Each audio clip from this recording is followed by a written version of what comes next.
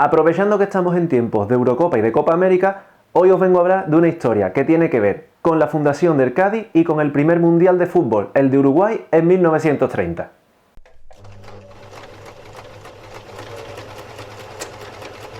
Para hablar de ello tenemos que hacer referencia a José Juan Luque Serrallonga, más conocido como Juanito Luque, nacido en Cataluña en 1882 y que llegaría a ser el portero del Cádiz Fútbol Club, del Español de Cádiz o del Cádiz Balompié. Luque no es que solo sea de los primeros jugadores del Cádiz, es que aquel 9 de septiembre de 1910, momento fundacional del Cádiz en el que se le registra, en el registro, valga la redundancia, figura como capitán. Es decir, estamos hablando del primer capitán del Cádiz Fútbol Club y su figura es apenas conocida.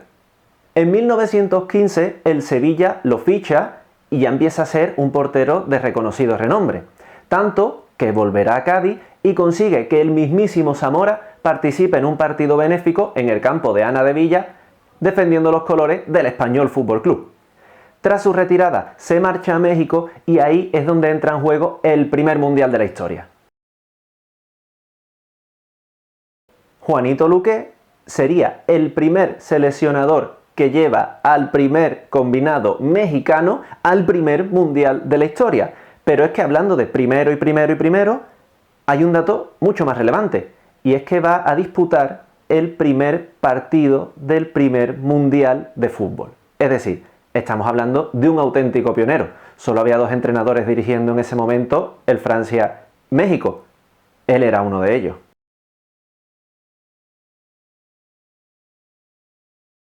No es que México tuviera una actuación espectacular.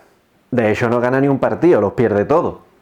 Pero, bueno, estamos ante el primer entrenador de la primera selección que disputa un mundial. No es poca cosa. Después de esto, Juanito Luque llegó a obtener la nacionalidad mexicana e incluso a ganar un título liguero con los Tiburones de Veracruz en la temporada 1949-1950.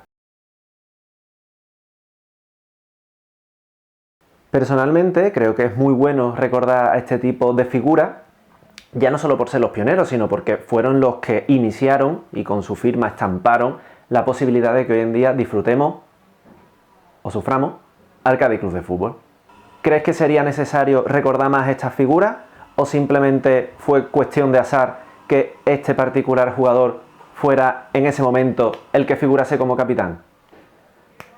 Muchas gracias, nos vemos y hasta la próxima.